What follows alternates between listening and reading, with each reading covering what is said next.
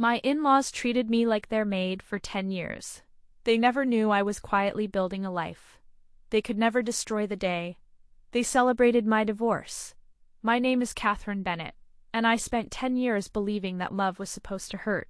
If someone had asked me that morning whether I still loved my husband, I honestly don't know what I would have answered. Love is a strange thing.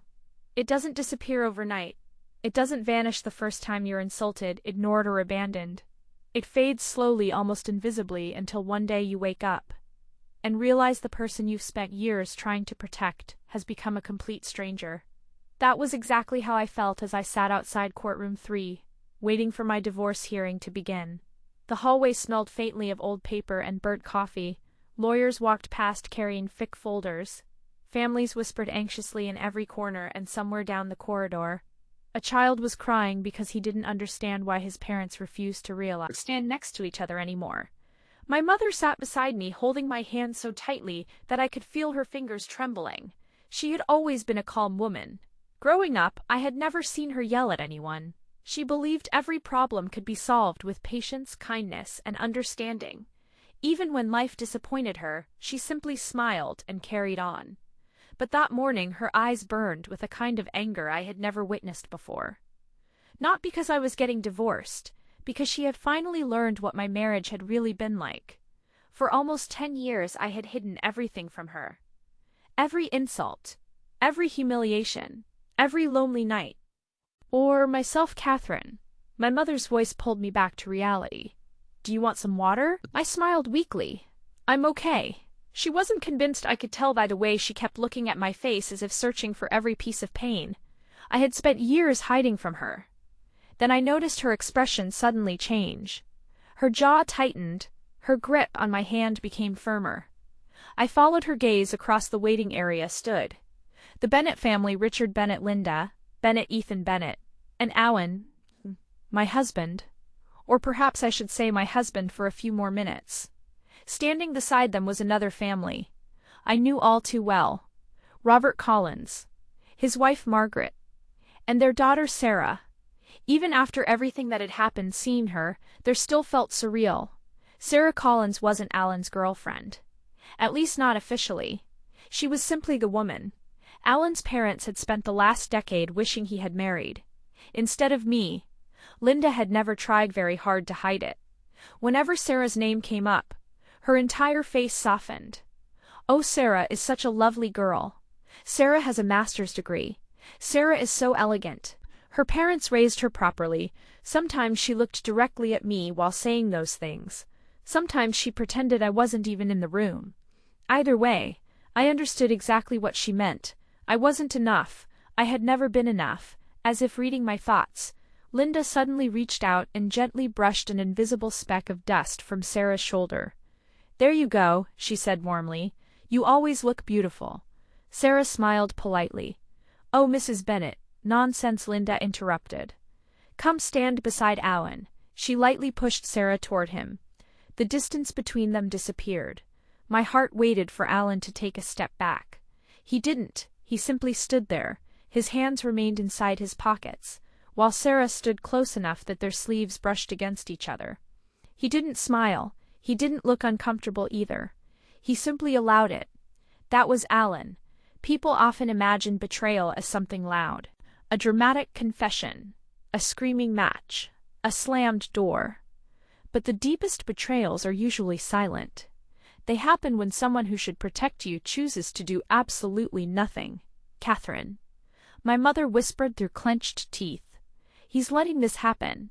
I kept my eyes on Alan. "I know he isn't even looking at you. I know I can't believe this." Neither could I. Or perhaps the 20-year-old version of me couldn't. The 30-year-old woman sitting in that courthouse wasn't surprised anymore. Disappointed? Yes. Heartbroken? Not anymore. That part of me had died.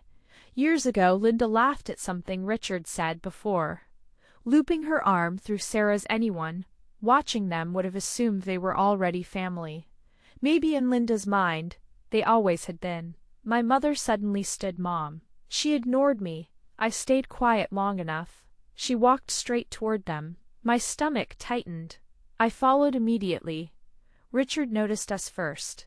His cheerful expression disappeared. Linda turned around. The warm smile she had been giving Sarah vanished, almost instantly. "What do you want?" Linda asked. My mother looked directly into her eyes.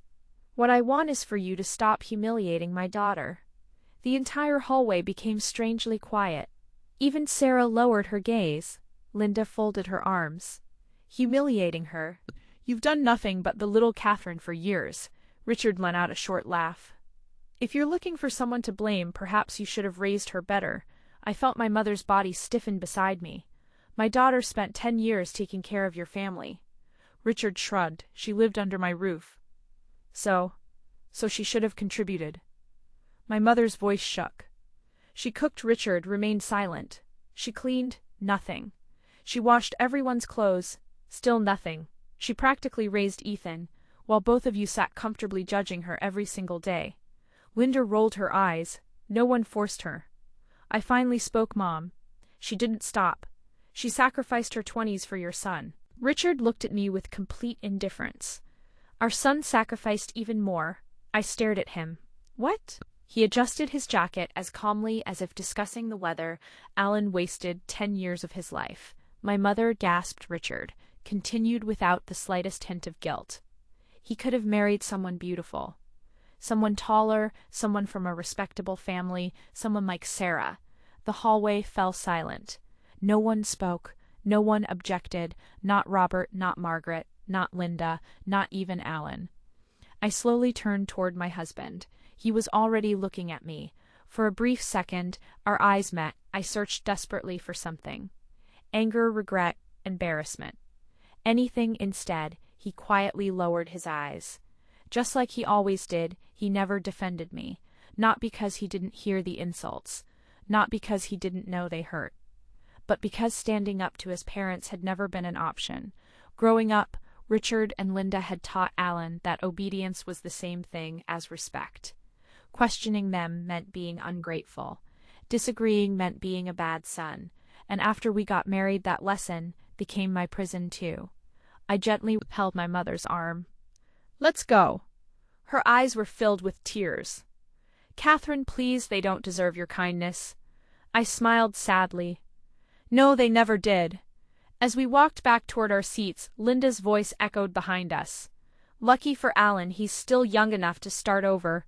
Richard chuckled. "And this time, he'll marry the right woman." I didn't look back, because if there was one thing 10 years of marriage had taught me, it was that some people can look directly at your suffering and still convince themselves they're the victims. I sat back down beside my mother. Neither of us spoke for several moments. The courtroom doors remained closed. Our names hadn't been called yet. Around us, people continued with their own lives, completely unaware that mine had already begun falling apart 10 years earlier. Because my marriage didn't end in a courthouse. It ended little by little, one insult at a time, one silent dinner at a time, one apology I was forced to make after another. If 20-year-old Catherine could see me sitting there that morning, waiting for a judge to legally end the marriage she had once believed would last forever, she probably wouldn't recognize me. Back then, I truly believed I was the luckiest girl in the world. And it all began with a boy I met in high school. The first time Alan brought me home as his wife. I remember standing in front of the Bennett house with 2 suitcases, and a heart so full of hope that it almost hurt. It wasn't a large house. It was an aging 2-story home in a quiet suburban neighborhood outside Portland. The white paint had started peeling near the garage.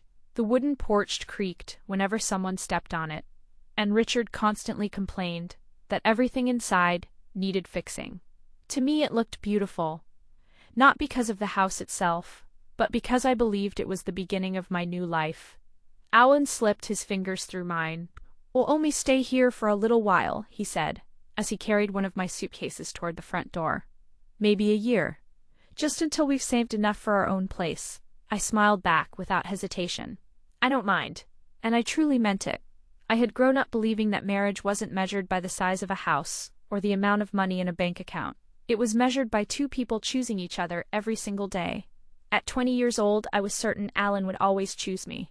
I had no idea how wrong I was. Linda greeted us at the door with a warm embrace. "Oh, sweetheart," she said, wrapping her arms around me. "Welcome home." Home. That word alone was enough to make me emotional. Richard even surprised me by carrying my second suitcase upstairs himself. "I suppose Alan finally did something right," he joked. Everyone laughed. Even Ethan, who was only 10 years old, then peeked around the corner before shyly introducing himself. "Hi, I'm Ethan." I knelt so we were almost the same height. "I'm Catherine." "I know," he grinned. "You're my brother's wife." It felt normal. Comfortable. Exactly how I had imagined becoming part of a family would feel. For the first week, everything was peaceful. Linda insisted on preparing dinner every evening. Richard asked Alan about work while occasionally including me in their conversations. They told stories about Alan as a little boy. We laughed together. Sometimes I still wonder if those first few days were genuine or simply bait, because nothing changed overnight. It changed so slowly that I barely noticed it happening. One morning after breakfast, Linda smiled at me as she rinsed her coffee mug. "Catherine, would you mind washing the dishes today? My back has been bothering me." Of course, it seemed like a perfectly reasonable request. After all, we were family now. The next day she asked if I could vacuum the living room while she went grocery shopping. Again, I agreed.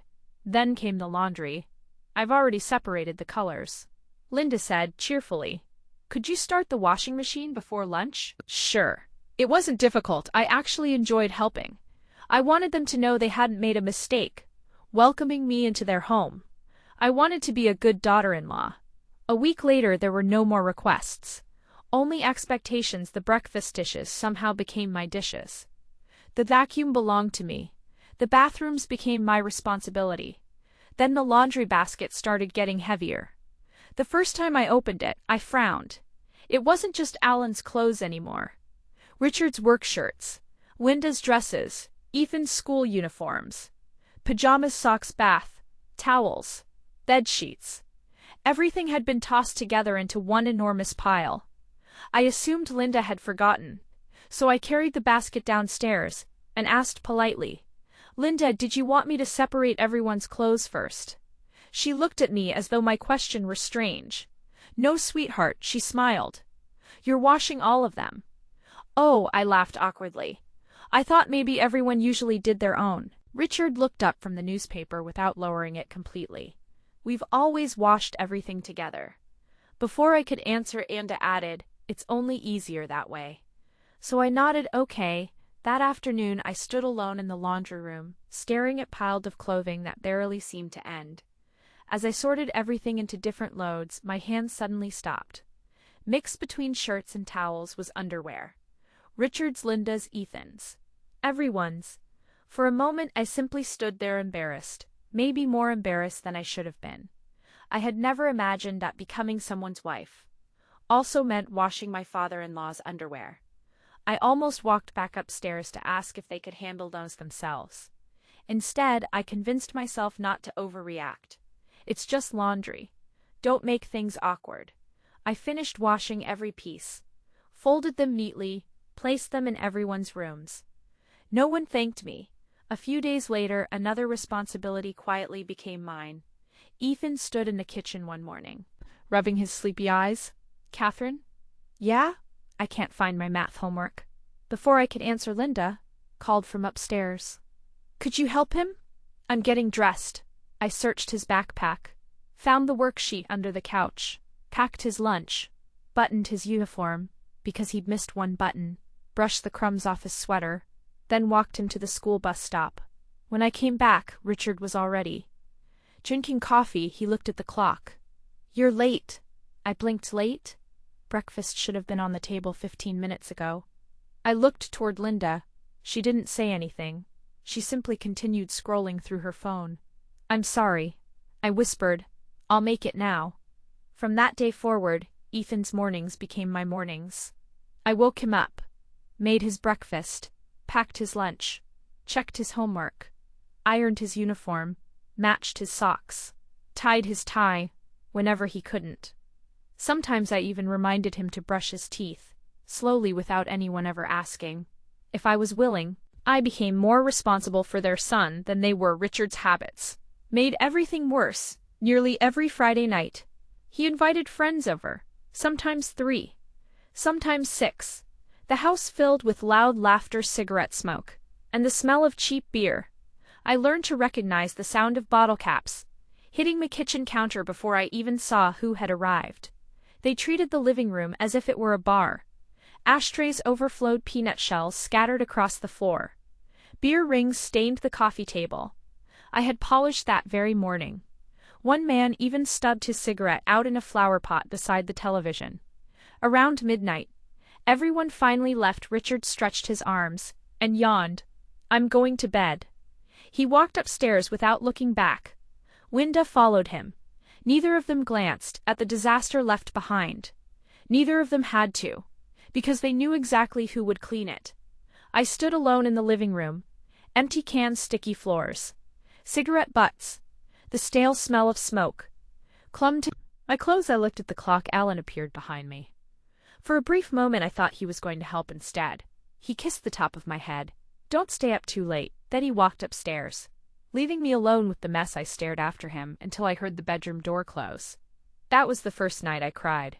After getting married, not because I was cleaning, but because for the first time I realized I was cleaning alone. The weeks slowly turned into months, and before I realized it, I had stopped feeling like a newlywed. I felt like an employee. The only difference was that employees eventually got to go home. I didn't. Every morning began the same way. My alarm rang at 5 o'clock. Not because anyone had asked me to wake up that early, because if I didn't, nothing in that house would function. I would quietly climb out of bed, careful not to wake Alan. He had to be at work by 8, and I wanted him to get as much rest as possible. Looking back now, I sometimes laugh at how desperately I tried to protect the man who never realized how exhausted I was. Before sunrise, I was already standing in the kitchen, coffee for Richard, tea for Linda, breakfast for Alan. A separate breakfast for Ethan because he refused to eat eggs unless they were scrambled. While toast browned in the oven, I packed Ethan's lunch, checked the school calendar taped to the refrigerator, signed permission slips Linda had forgotten about, and made sure Alan's lunchbox contained enough food to last through his shift. By 7 o'clock everyone else was awake. By then I had already been working for nearly 2 hours. No one ever noticed. Or maybe they simply expected it. "Where are my white socks?" Richard would shout from upstairs. "Catherine, my blue tie." Linda rarely even called my name anymore. "Catherine, the towels. Catherine, the vacuum. Catherine, don't forget the upstairs bathroom." It became so normal that I almost forgot I had once been someone with hobbies. Someone who loved reading novels by the window, someone who painted little watercolor flowers whenever she felt anxious, someone who dreamed about finishing college after getting married. Little by little that version of Catherine disappeared. Not because anyone asked her to, because there was never enough time left for her. Laundry day was always the hardest. By then there were 4 overflowing baskets waiting for me, every week.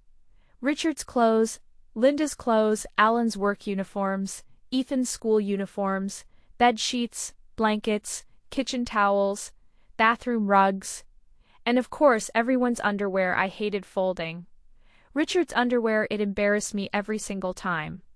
Not because laundry itself was shameful, but because no daughter-in-law should have been expected to do something so personal for a grown man who treated her with so little respect.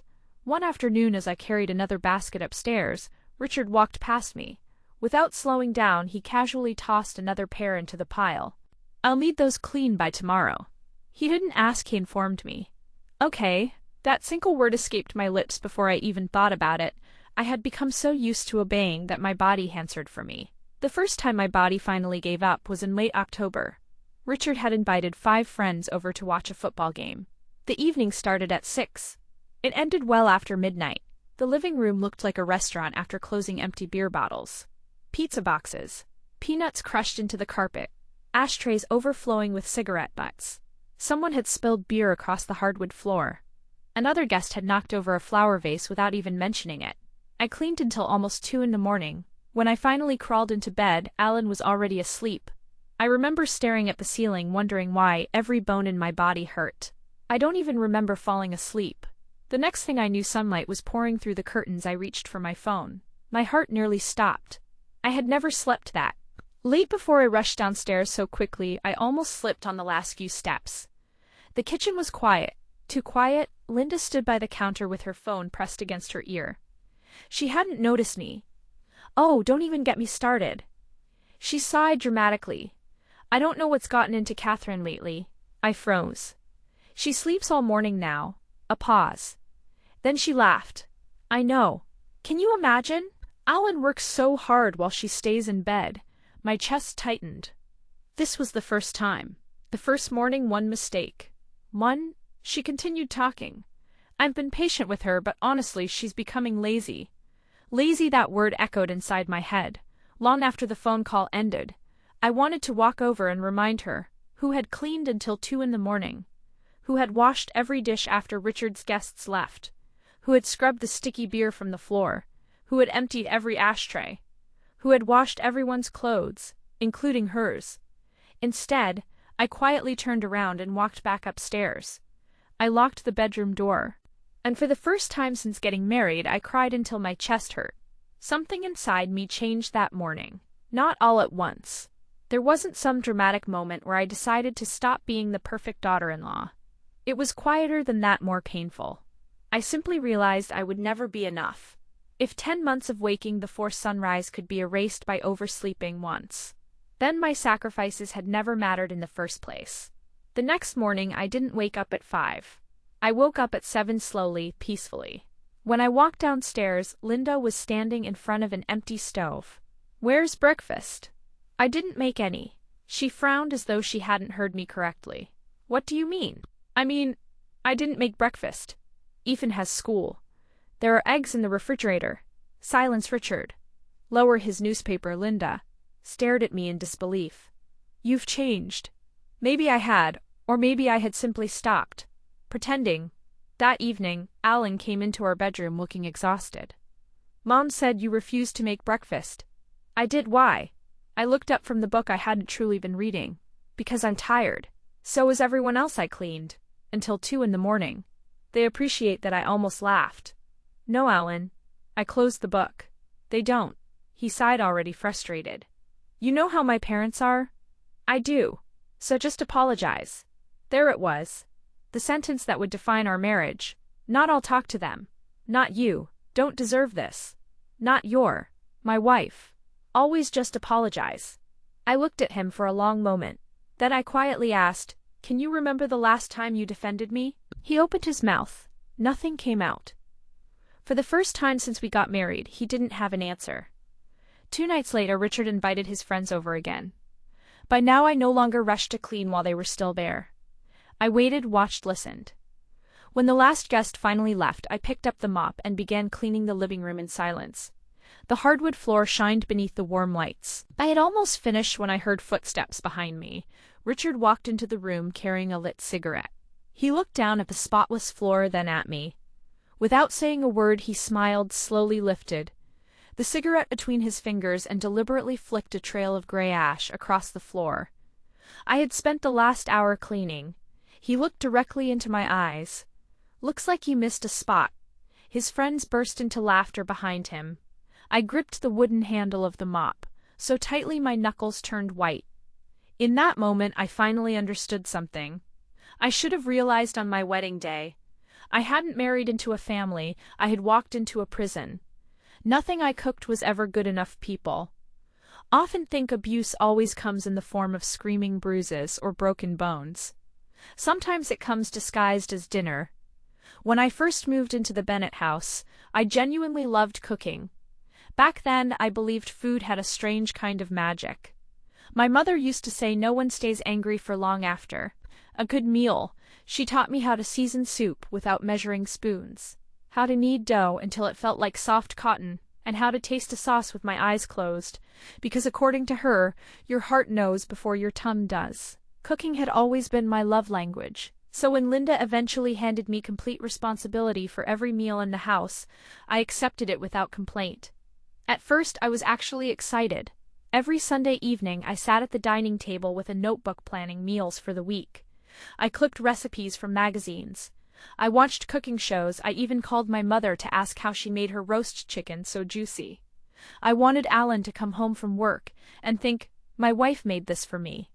I wanted Richard and Linda to feel proud of the woman their son had married. Looking back now, I realize I spent years chasing approval from people who had already decided I would never deserve it. The first complaint came over mashed potatoes. Richard took one bite before setting his fork down. Too much butter, Linda nodded. They're a little heavy. The following night I used less butter. Richard frowned again. Too dry. I apologized the next week. The soup was too salty. The pasta was too bland. The chicken was overcooked. The vegetables were too soft. Every meal carried a new mistake. Every meal ended with another apology. After a while I stopped asking whether they enjoyed dinner. I already knew the answer. Ethan was the pickiest eater in the house. He hated onions. He refused mushrooms, wouldn't touch tomatoes unless they were blended into sauce. And above all, he couldn't tolerate anything spicy. Not even black pepper. The first time I sprinkled a little crushed chili into a pot of soup, he coughed dramatically after one spoonful. My mouth burns. Linda immediately rushed to his side. Oh, sweetheart, she glared at me. Why would you make it spicy? It isn't, I answered softly. I only added a little chili after taking Ethan's portion out. Richard looked up from his plate. Well, I can taste it. I'm sorry. You should think about this family before thinking about yourself. The sentence hit me harder than I expected, because I hadn't been thinking about myself. Not even a little. I grew up loving spicy food. My mother's kitchen always smelled faintly of garlic and fresh chilies. There was a small glass jar of homemade chili paste that never left our refrigerator. She added it to noodles, rice soup, even scrambled eggs. Whenever I visited home, she'd laugh and ask, still eating everything extra spicy? I always smiled. Always after I got married. That part of me quietly disappeared.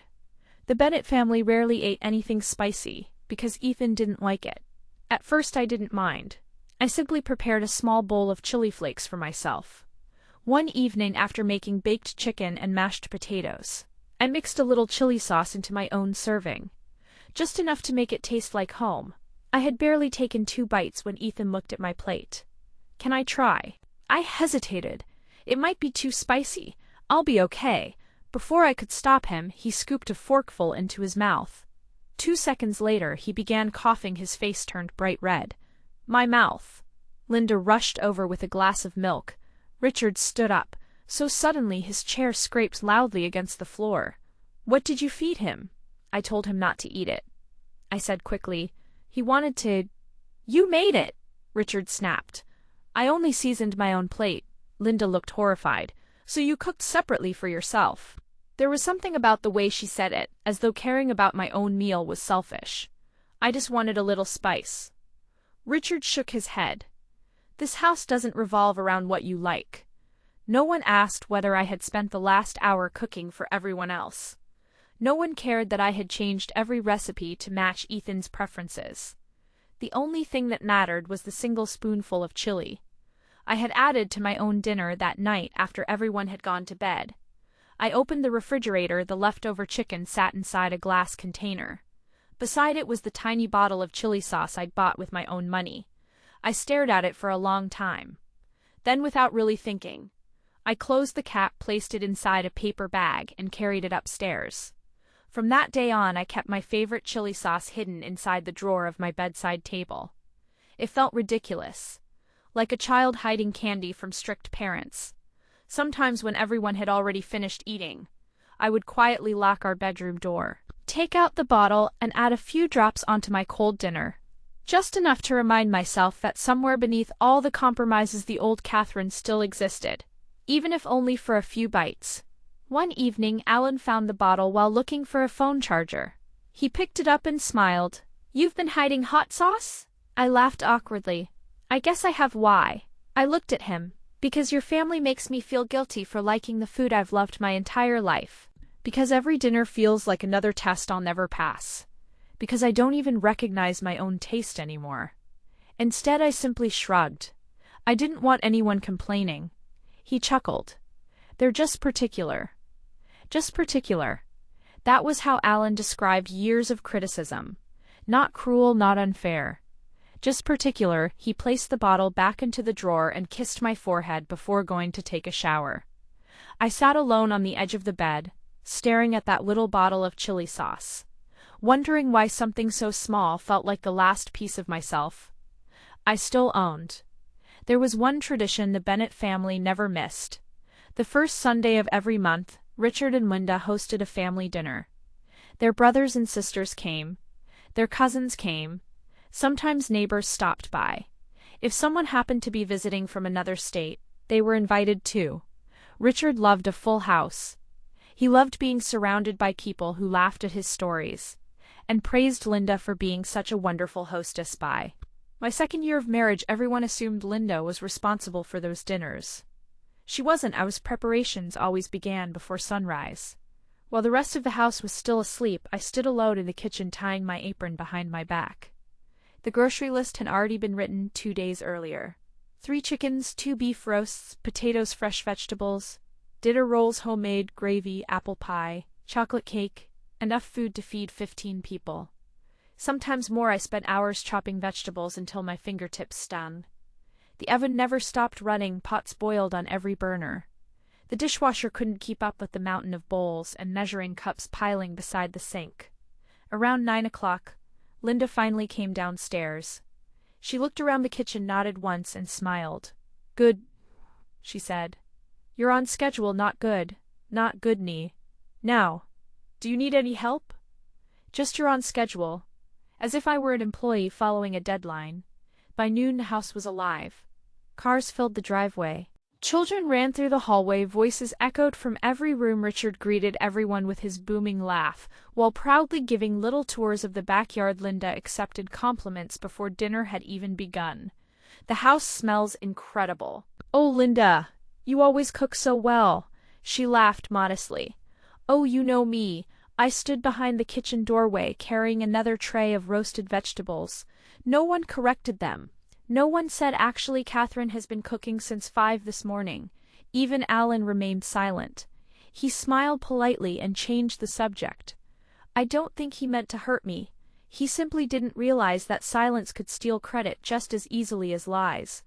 Dinner was finally ready. I arranged every dish carefully across the dining table.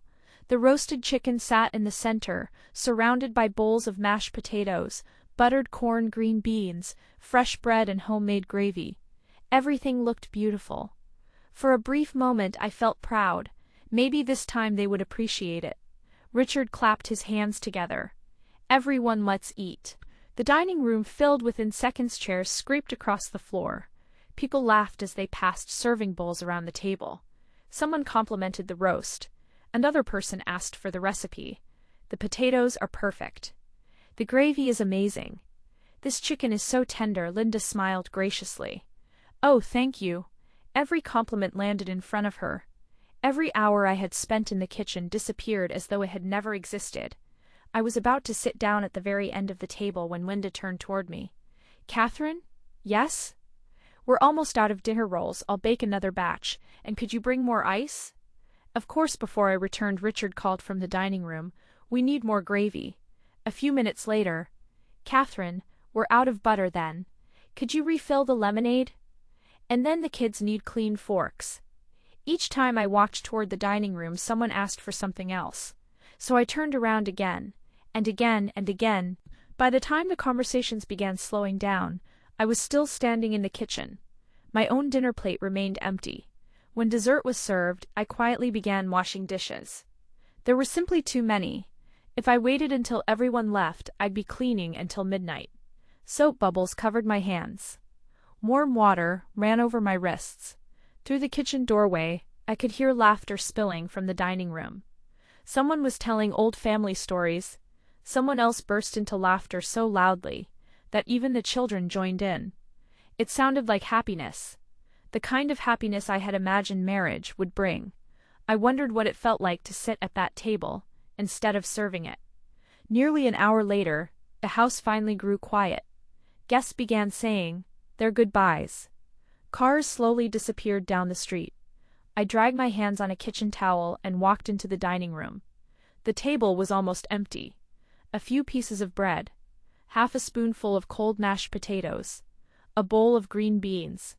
No one wanted. The chicken platter held nothing but scattered bones. I stared at it for several seconds, not because I expected a feast, because no one had thought to save me even a single plate. Linda entered carrying empty coffee cups. Oh, she noticed me looking at the table. You should have eaten earlier. I looked at her. I was serving everyone. She shrugged. You could have made yourself a plate. The words settled somewhere deep inside my chest.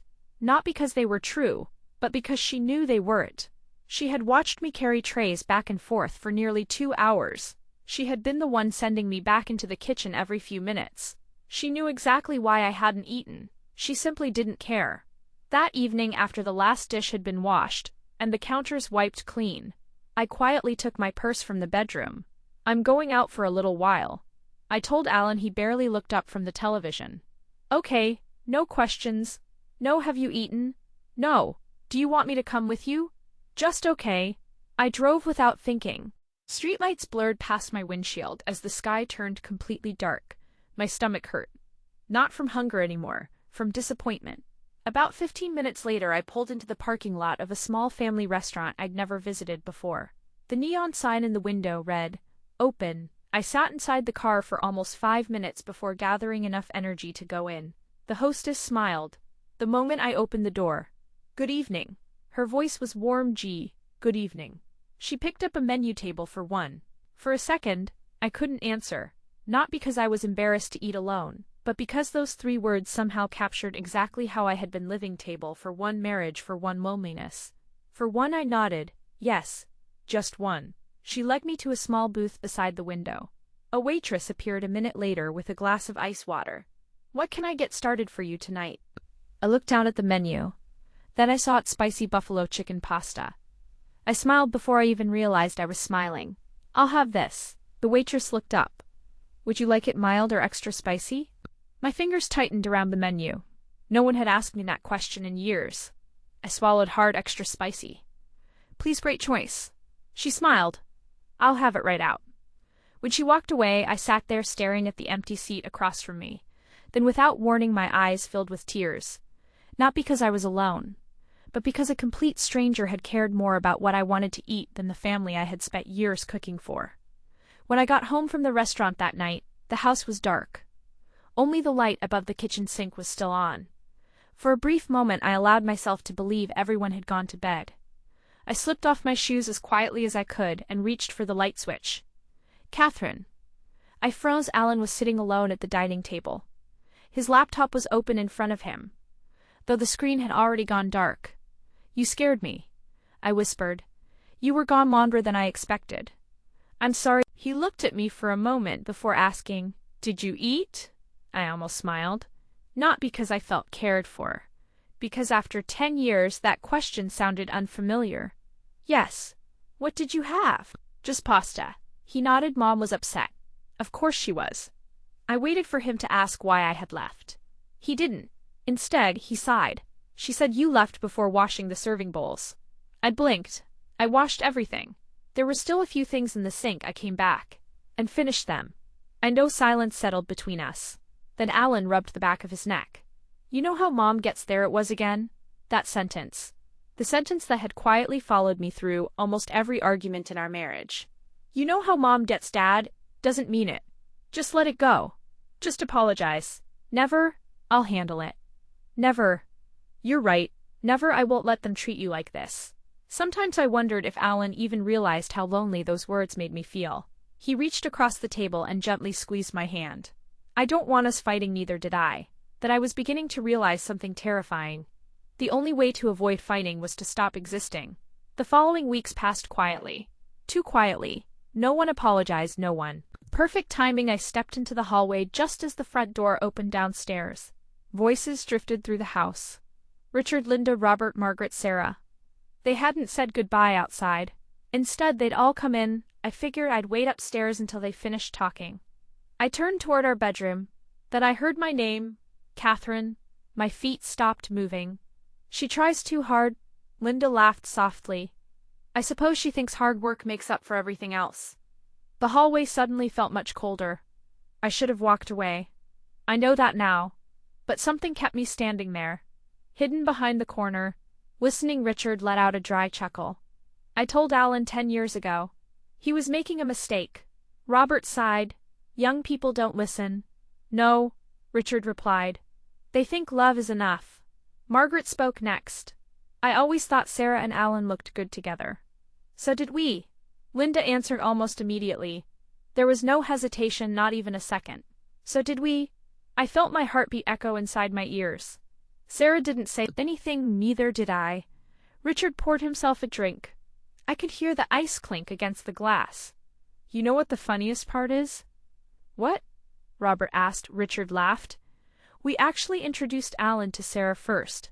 The room filled with quiet laughter. He was too stubborn, Linda sighed dramatically. And look where that got him. Another pause. Then Richard said the sentence that would haunt me for years.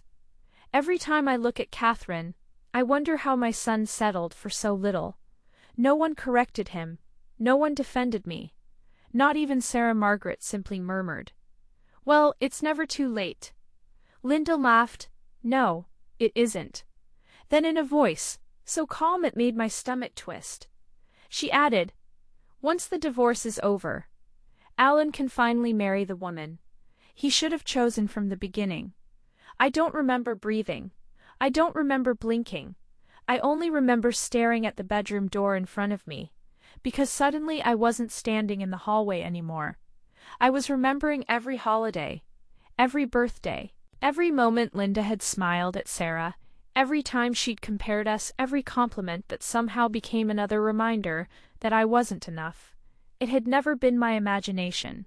They really had been waiting for me to disappear, waiting for Alan to come back, waiting for Sarah. A floorboard creaked beneath my foot. The conversation downstairs stopped. My heart lurched. Catherine? Linda's voice floated up the staircase. I looked at the bedroom door, then toward the stairs. For one reckless second, I wanted to walk downstairs. I wanted to ask them why. I wanted to know what I had done to deserve 10 years of hatred. Instead, I quietly opened the bedroom door, slipped inside, closed it, without making another sound. I leaned against the door until my knees gave out. Beneath me slowly, I slid down onto the floor. The cup of tea I'd been carrying was still warm in my hands. But somehow I felt colder than I ever had in my life. And for the first time since marrying Alan, I stopped asking myself how to become a better daughter-in-law. Instead, I asked a completely different question. What if they had never intended to love me at all? The morning after I overheard Richard and Linda talking about Sarah, I woke up before my alarm. Not because I had slept well, because I hadn't slept at all. I lay awake most of the night staring at the ceiling while Alan slept peacefully beside me. His breathing was slow and steady. Every now and then he rolled over unconsciously, reaching for my side of the bed, before pulling his hand back. Years ago, that tiny gesture would have made me smile. That morning it only reminded me how strange marriage could be. You could share a bed with someone every night and still feel completely alone. At 5 o'clock I climbed out of bed as quietly as I always did. Habit, nothing more. I tied my hair into a loose ponytail and walked downstairs. The kitchen greeted me with the same silence it had every morning for the past several years. Coffee first. Richard liked it black. No sugar, no cream. If I forgot and added even half a spoonful of sugar by accident, he'd complain for the rest of breakfast. Linda preferred green tea, 1 teabag, exactly 3 minutes. No longer. No shorter. Ethan wanted pancakes that morning. Alan usually ate scrambled eggs before work. Without realizing it, my hands prepared everyone's breakfast before I'd even fully opened my eyes. Somewhere along the way I'd memorized everyone's preferences. Everyone's except my own. As the bacon sizzled inside the pan, my eyes wandered toward the refrigerator. Dozens of magnets covered the door. Vacation souvenirs, restaurant advertisements, a shopping list written in Linda's handwriting. Then my attention stopped on a photograph I'd somehow never truly looked at before. It was old. Maybe 12 years old. Alan looked younger. His hair was longer. Richard stood behind him with one hand proudly resting on his shoulder. Linda smiled brightly beside them, and standing right next to Alan was Sarah. She wasn't tucked away in the corner. She wasn't part of a crowd. She stood beside him, close enough that their shoulders touched. The 4 of them looked complete, almost like a family portrait. I couldn't remember seeing a single framed photograph of myself anywhere in the house. Not one. 10 years. Not one picture. Not even our wedding photo. I opened the refrigerator without taking my eyes off that picture. Cold air brushed against my face. but somehow I felt warmer than I had in weeks. Not because I was happy, because the truth I'd overheard the night before suddenly made perfect sense. Sarah had never been a passing comparison. She had always been the picture Linda wanted hanging on her wall. Breakfast was served 20 minutes later. Richard unfolded his newspaper. Linda poured herself tea. Ethan drowned his pancakes in maple syrup. Everything looked exactly the same. As though nothing had changed, only I knew everything had. Linda noticed me staring toward the refrigerator. "Oh," she smiled proudly. "That's from Alan's graduation." I nodded. "It's a nice picture." "It is." She looked at Sarah's smiling face for a moment. "She's always been such a beautiful girl." There it was, not even 8 o'clock in the morning, and somehow Sarah had already become part of breakfast. That afternoon the doorbell rang. I answered it. Sarah stood outside holding a white ceramic baking dish. "I just came to return this." "Oh." I smiled politely. "Come in." She stepped inside, looking as graceful as ever. "I washed it." "You didn't have to." "I wanted to." Before I could respond, Linda hurried into the hallway. Sarah. Her entire face lit up. She embraced her warmly. "I told you she has wonderful manners." Sarah laughed softly. "It was nothing." Linda took the baking dish from her hands and turned toward me. "See, Catherine?" She ran one finger along the edge of the dish. "Not a single stain. Some people always return things properly." For a moment I genuinely thought I'd misunderstood her. Then I remembered something 3 nights earlier. I had been the one who washed that exact dish before Sarah borrowed it. Every inch of it. Sarah had simply brought it back. Yet somehow the compliment belonged to Sarah. The criticism belonged to me. I looked down at my hands. Tiny cracks had started forming across my knuckles from years of hot water and dish soap. No one noticed that evening. I stood in front of the bathroom mirror after everyone had gone to bed. The house was finally quiet. I studied the woman staring back at me. There were faint shadows beneath my eyes. The smile I'd once practiced so easily had become something I wore only out of politeness. I touched my own reflection with trembling fingertips. "When did you become so tired?" The woman in the mirror didn't answer. She simply looked back at me, waiting. I thought about the 20-year-old girl who had carried 2 suitcases into the Bennett house, believing she'd found her forever home. She had been hopeful, gentle, so eager to be loved. I almost envied her. She still believed effort could change people's hearts. I knew better now. Love couldn't force respect. Kindness couldn't earn dignity from people determined to withhold it. No amount of sacrifice could make someone value what they had already decided was worthless. For years I'd been asking myself the wrong question. How can I become the daughter-in-law they want? Standing there looking at my own reflection, I finally asked something different. What happened to the woman I used to be? The silence that answered me was louder than any insult Richard had ever thrown my way. And somehow it hurt even more. The Bennett house ran like clockwork: breakfast at 7, laundry every Tuesday, and Friday groceries every Saturday morning. Family dinner on the first Sunday of each month.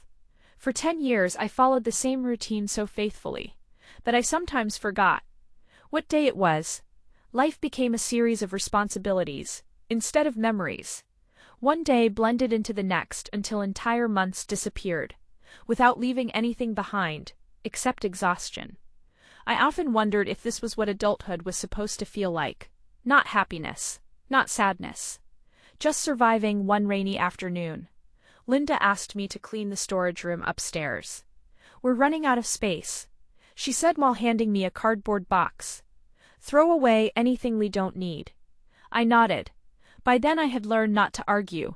The storage room smelled of old paper and dust. Boxes were stacked almost to the ceiling, each one labeled in Linda's neat handwriting: Christmas decorations, tax records, old curtains. Near the back of the room sat a faded blue plastic container. I didn't recognize a thin layer of dust covered the lid. Curious, I pulled it closer. The moment I opened it, my heart stopped. Inside were things I hadn't seen in years. A sketchbook, a small drawing tablet with a cracked corner, old notebooks tied together with ribbon, and my laptop. I stared at it. For a long moment, I thought I lost you. I whispered before I could stop myself. It wasn't expensive. Even when it was new, it had already been outdated. The battery barely lasted an hour. The screen had a tiny crack near the corner. But before I got married, it had been my favorite possession. It held every dream I'd ever been too afraid to tell anyone that evening. After everyone went to bed, I carried the laptop into our room. Alan had already fallen asleep. His soft breathing filled the silence while I sat cross-legged on the floor, beside the bed. The charger took several minutes to wake the old computer. The screen flickered once, twice. Then it came to life. I couldn't help smiling. The wallpaper appeared. A picture of Alan and me at the county fair. I was 19. He was 23. We were eating cotton candy and laughing at something I could no longer remember. I stared at the picture for almost a minute. Not because I missed that day, because I missed that girl. She looked so fearless, so certain that life would be kind to her. I barely recognized her anymore. The desktop looked exactly as I had left it. Dozens of folders. Old photos, random recipes. A college application I'd never submitted near the bottom of the screen. One folder caught my attention, file folder. Someday I found, I don't remember this. I clicked it. Inside were dozens of files. Logo concepts, sticker designs, wedding invitation, draft poems, short stories, novel draft. Each one carried the same date. Last modified. May 14th, 2016. 2 days before my wedding. I leaned back against the bed. For a long time, I simply stared at the screen. It felt as though someone had pressed pause on an entirely different version of my life. One who had believed there would always be time later. Later, I'd finish that story. Later, I'd learn illustration. Later, I'd build a portfolio. Later never came. I opened the folder labeled short stories. The first file was called The Girl Who Forgot Herself. I smiled at the title. That's dramatic. Curious. I began reading halfway through the first page. I forgot I was reading something I'd written.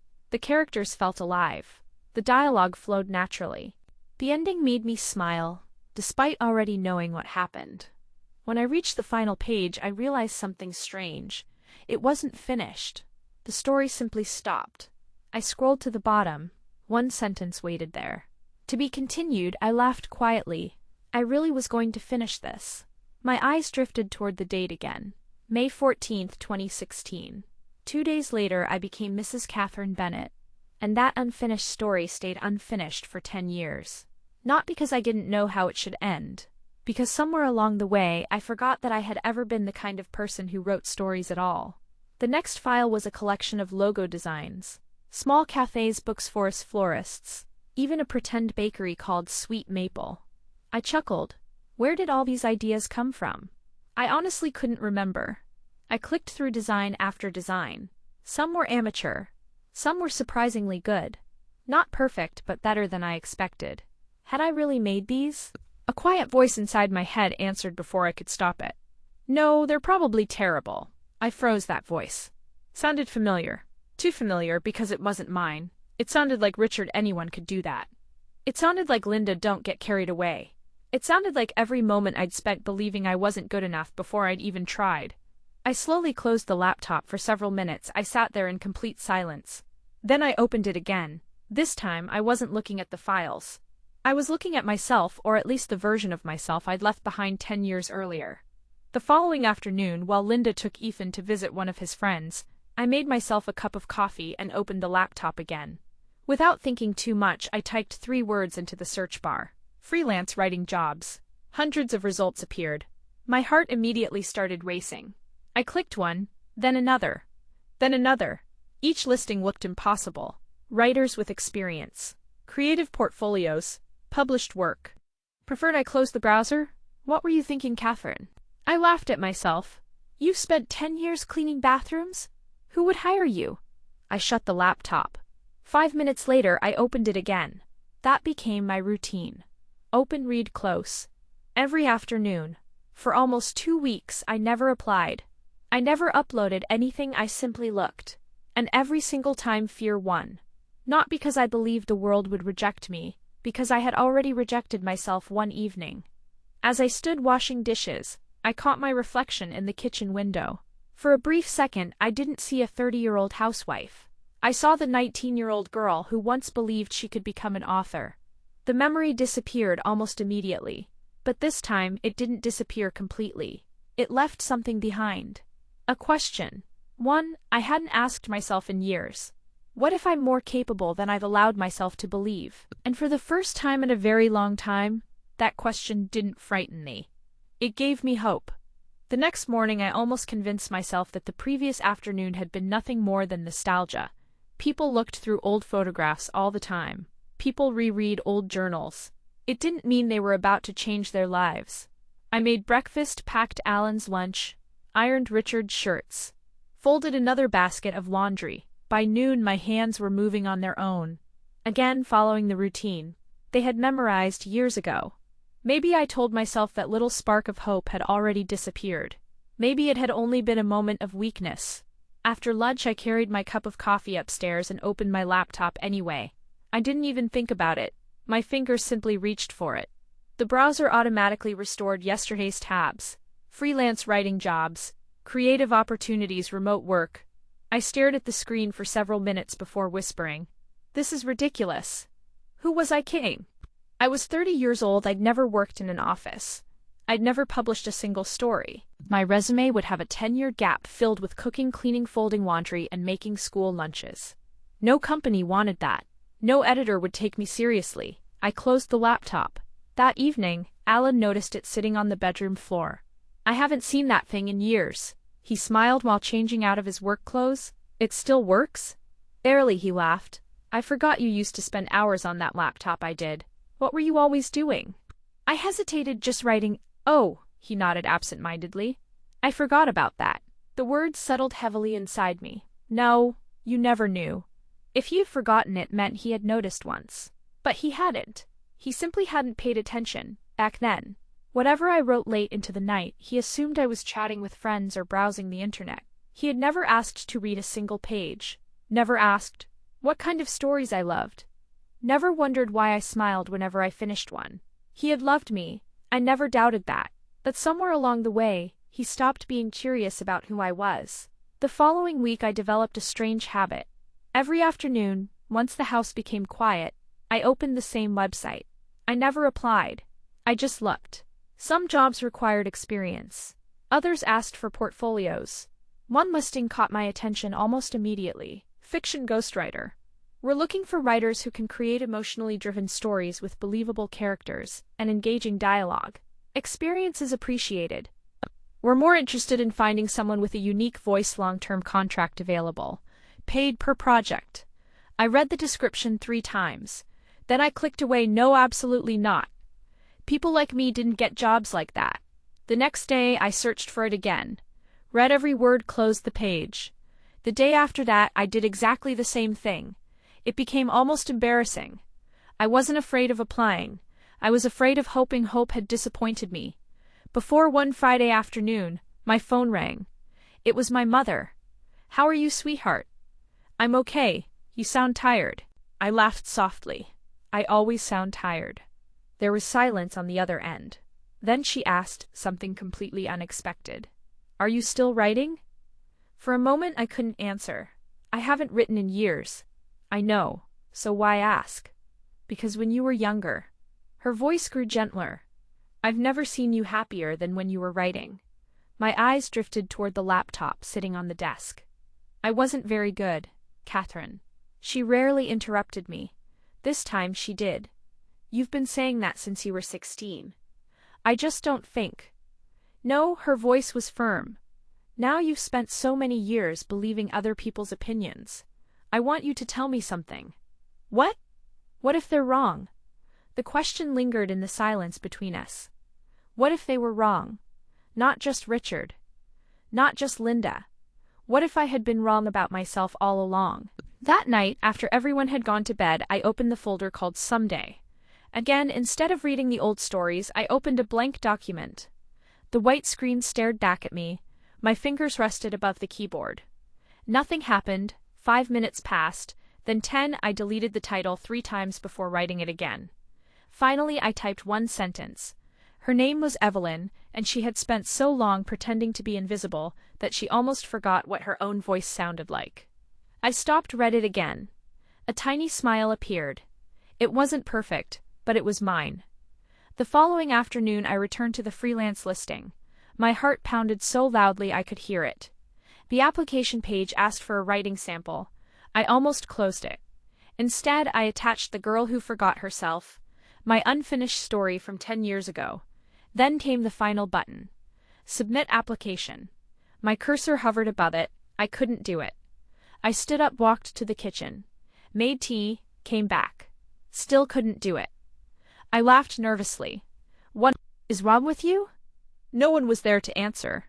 I looked around the room, at the neatly folded laundry waiting to be put away, at tomorrow's grocery list.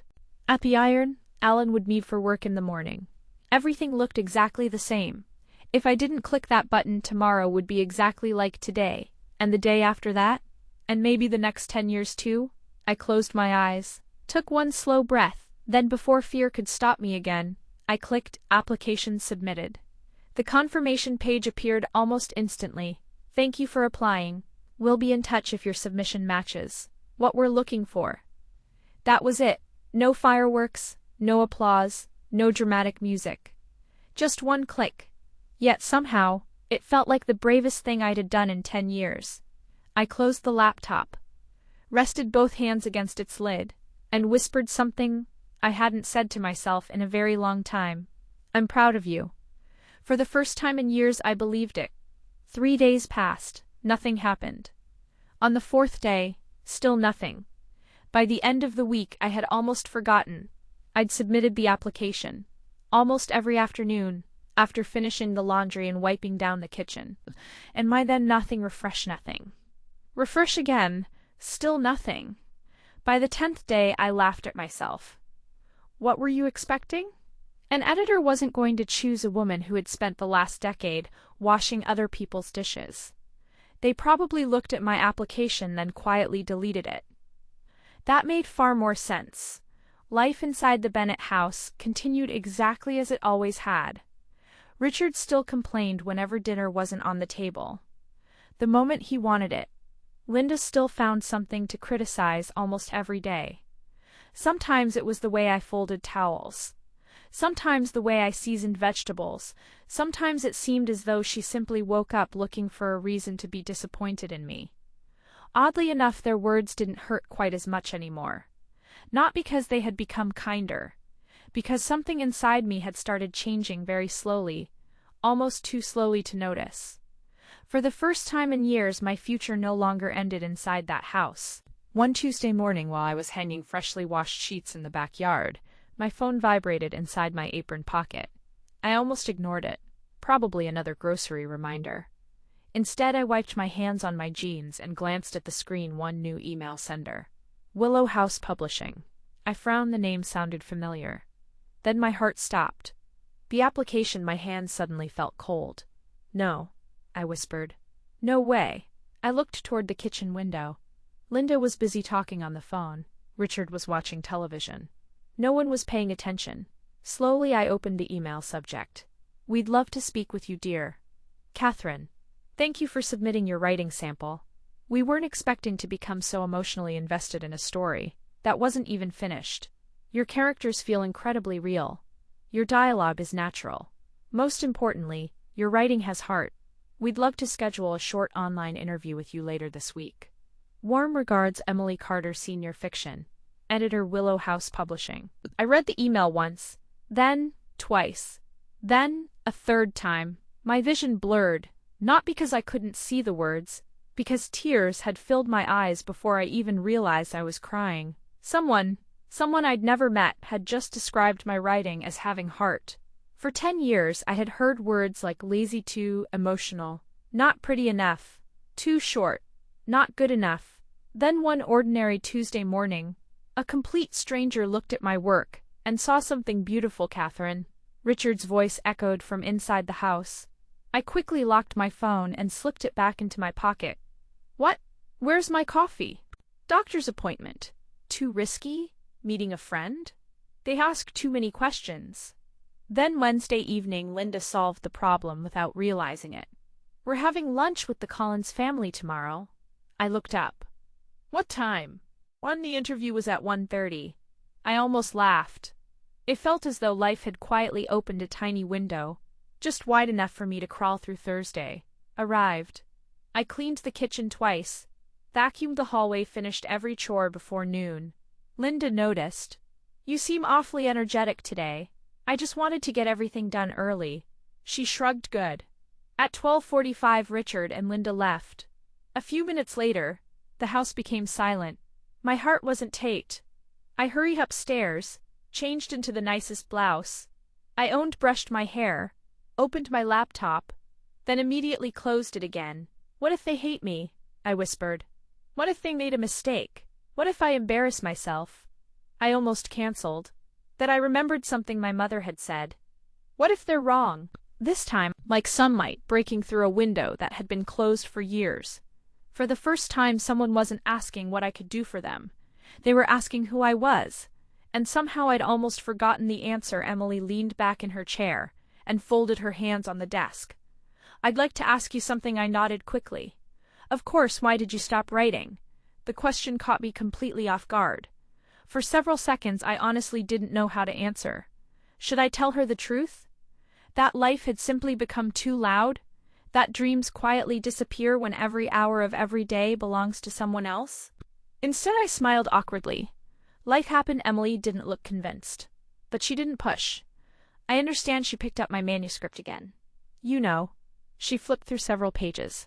There are technically stronger writers than you. My heart dropped. Oh, she smiled. But very few of them make me feel anything. I looked at. Emily tapped one particular page. This paragraph. She turned the paper toward the camera. I've read hundreds of manuscripts this month. I barely remember any of them. But I remembered yours. Do you know why? I shook my head. Because I believed her. I frowned her. The main character, Emily, smiled. She felt like someone who could actually exist. She wasn't perfect. She wasn't trying to be. She was simply human. For reasons I couldn't explain, my eyes began filling with tears. Because she wasn't talking about a fictional woman anymore. She was talking about me. Emily continued. We don't usually hire writers after only one submission. I figured so. She smiled. I'd like to offer you a paid trial instead. I blinked. A trial. We'll send you a short writing brief. If you enjoy it, and if we enjoy working with you, we'd love to continue. For a moment I forgot how to breathe. She wasn't promising me success. She wasn't promising a career. She was simply opening a door. One I'd been too afraid to knock on myself. I'd love that. I whispered. Emily grinned. I was hoping you'd say that. The meeting lasted another 20 minutes. They discussed deadlines, word counts, editing processes. Things I'd never imagined I'd one day be learning. Before ending the call, Emily paused. Oh, one more thing, yes? Stop apologizing. I frowned. I'm sorry. Emily laughed. There, you just did it again. Heat rushed into my face. I guess I did. You apologized 6 times during this meeting. I did? You did. She smiled kindly. You don't have to apologize every time you speak. Those words stayed with me long after the call ended. Because she was right. I apologized before asking questions. I apologized before sharing ideas. I apologized when someone interrupted me. I even apologized when other people made mistakes. I hadn't noticed. It had become part of who I was, or maybe part of who I'd been forced to become. That afternoon I couldn't stop smiling, not because I'd gotten the job. I hadn't. Not yet. But someone believed I might. And somehow that tiny difference changed everything. The following Monday the trial assignment arrived. Write. A 2,500-word emotional story centered around forgiveness. Deadline. 7 days. I stared at the screen. 7 days. 7,000 thoughts flooded my mind. What if it wasn't good enough? What if my first story had been luck? What if Emily regretted choosing me? The familiar voice returned. The same one I'd been listening to for years. You're not talented. You're just lucky. Don't embarrass yourself. I closed my eyes. Then I remembered another voice. Not Richard's. Not Linda's. Emily's. We're hiring your voice. Slowly. I opened a blank document, placed my fingers on the keyboard, and began typing. The words came surprisingly slowly at first. One sentence. Delete. Another sentence. Delete. An hour later I had only written 3 paragraphs. I sighed. Maybe I wasn't meant for this after all. Just then, my phone. Buzz. A message from my mother.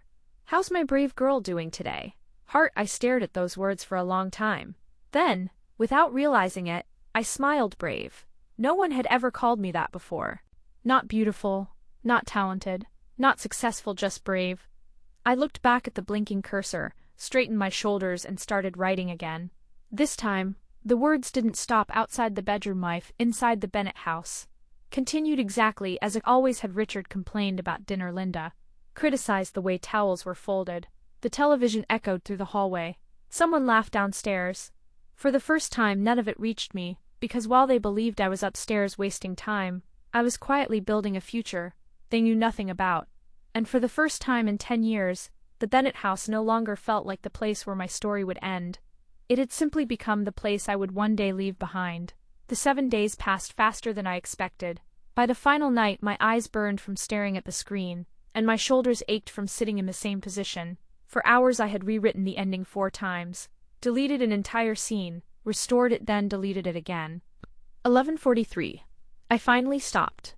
The document contained 2684 words. Not perfect words, not brilliant words, but words I had fought for. I read the story from beginning to end one last time. When I reached the final paragraph, I felt something unfamiliar rising inside my chest. Pride, not because I was certain Emily would love it. I wasn't. There were still sentences I wanted to change and conversations I worried sounded unnatural. Part of me wanted another week, another month, perhaps another 10 years before allowing anyone to judge it. But the deadline was 17 minutes away. I attached the document to the email, wrote a short message, then hovered over the send button. My fingers trembled. Submitting the application had been frightening. This felt worse. The first time I had sent something written by the 19-year-old version of me. If they rejected it, I could pretend that girl had simply been inexperienced. This story was different. I had written it now, at 30 inside the Bennett house, between laundry cycles, grocery lists, criticism, and dinners. I was expected to prepare without complaint. If Emily hated this one, there would be no younger Catherine to blame. Only me. A soft snore came from the bed behind me. Alan was asleep. He had gone to bed 2 hours earlier without asking why I was still awake. He had glanced at the laptop and said, "Don't stay up too late," before turning off his lamp. He didn't know tonight mattered. No one downstairs knew. Perhaps that was why I finally clicked send. For once I did something important without asking anyone's permission. The email disappeared from my screen. Message sent. I stared at the confirmation until the clock changed to midnight. Then I whispered, "Whatever happens, I finished it." That alone felt like a victory. Emily replied, 2 days later. I saw the email while standing in the grocery store between the produce section and a display of canned soup. For several seconds I was too afraid to open it. People pushed shopping carts around me. A babe cried somewhere near the dairy aisle. An employee restocked apples as though my entire future wasn't sitting inside one unread message. Finally, I tapped the screen. "Catherine, you did it." The story is warm, painful, and beautifully human. We have a few editorial notes, but we'd like to move forward with you as a contract writer.